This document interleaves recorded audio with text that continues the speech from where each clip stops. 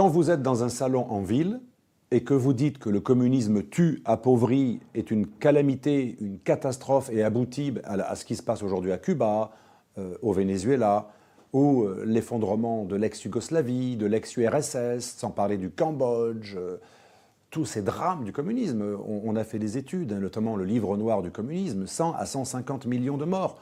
100 millions de morts, c'est au bas mot, c'est le chiffre le plus bas. Beaucoup disent plutôt 150, puisque Mao à lui seul, avec le grand bond en avant et les différentes révolutions, c'est des dizaines et des dizaines de millions de morts.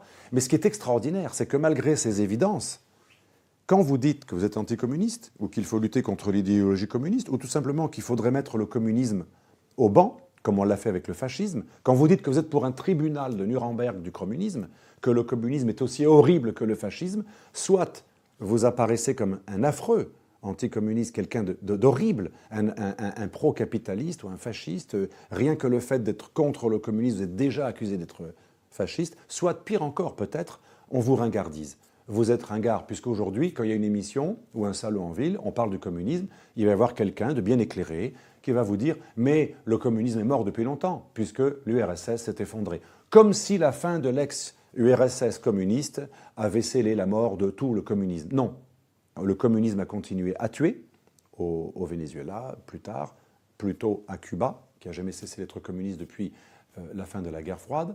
Le communisme continue à être très autoritaire et criminel au Vietnam, mais également au Laos, et en Chine, le pays qui tue le plus d'individus pour des raisons politiques chaque année, avant même l'Arabie Saoudite et l'Iran, le palmarès, le numéro 1 du palmarès chaque année, ça demeure la Chine. Même si la Chine est prospère, elle tue. Le communisme, soit appauvrit, soit il tue, partout, soit le plus souvent, les deux à la fois. Et ça explique cette impunité du communisme qui, malgré le fait qu'il appauvrit ou tue, son impunité, le fait qu'on nous dise tout le temps « c'est pas le vrai communisme qui a été appliqué », eh bien permet de ne pas faire de Nuremberg du communisme. Vous savez qu'après le fascisme et le nazisme, heureusement, il y a eu une condamnation juridique. On a envoyé à Nuremberg des leaders du fascisme et du nazisme, et il y a eu une condamnation à la fois juridique et solennelle, philosophique, politique, idéologique.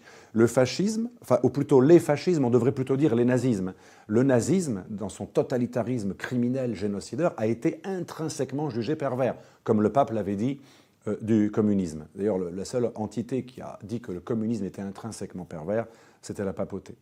Eh bien, il nous manque un tribunal de Nuremberg du communisme. Pas pour se lâcher dans des élans anticommunistes qui sont jugés ringards par beaucoup, non, mais pour un souci de vérité. Les victimes de communisme continuent à ne pas être considérées comme des victimes, puisque l'idée, c'est que le communisme a des bonnes intentions.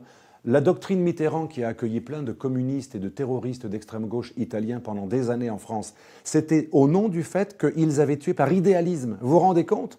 Le communisme a tellement peu été condamné moralement qu'on disait dans les années 80, avec Sartre, plus tôt et plus tard avec Mitterrand dans les années 80, on a pu dire dans ce pays, qui est pourtant le pays des droits de l'homme, la France, on a pu dire que si vous tuez un boucher, un bijoutier, un flic ou un homme d'État au nom des Brigades Rouges, mais que c'est par idéal, eh bien votre crime doit être considéré comme un acte politique, et à ce titre, vous devez donner l'asile à la personne qui vient trouver refuge chez vous. Mais comment on a pu concevoir une chose pareille? Donc voilà, s'il y avait eu un tribunal de Nuremberg du communisme, si nous avions solennellement discrédité, délégitimé cette idéologie, aujourd'hui, ça pourrait faciliter beaucoup de choses. Même l'histoire des zadistes, les différents casseurs d'extrême gauche, qui de façon presque tout le temps impunie viennent troubler des manifestations. Ils ont infiltré les Gilets jaunes, mais avant, ils ont pourri la situation pendant plusieurs années, même plus de 10 ans, dans l'ouest de la France, avec les zadistes. À chaque fois qu'il y a une réunion du G20 ou des grands congrès internationaux, on a des black blocs qui, de manière presque traditionnelle, viennent tout casser dans une extrême violence, extrêmement organisée d'ailleurs. Et on parle de casseurs, de black blocs, on ne parle jamais de leur idéologie qui est anarcho-communiste ou communiste, marxiste. Pourquoi? Parce que quand un fasciste fait la moindre faute, à juste titre, il est condamné et on dit que c'est à cause de son idéologie qu'il a frappé ou qu'il a détruit. Mais quand un communiste fait la même chose, eh bien, on ne remonte pas à son idéologie, puisque son idéologie est considérée ayant des bonnes intentions. Donc c'est toujours quelqu'un qui a trahi le marxisme, qui a fait des violences au nom du marxisme. C'est comme pour l'islam d'ailleurs, je conclurai là-dessus. Il y a un grand point commun entre l'islamisme et le communisme, entre le marxisme et l'islam, c'est que lorsque le marxisme ou l'islam créent, ou en leur nom, on tue ou on provoque des violences, c'est jamais la faute de la doctrine. Elle a toujours été très mal appliquée. L'islam n'a jamais été appliqué par l'islamisme. Le communisme marxiste n'a jamais été appliqué par les terroristes d'extrême gauche, ou Mao, ou Lénine, ou Staline, ou Pol Pot. Et bien évidemment, vous avez tous compris, ceci est une immense imposture intellectuelle.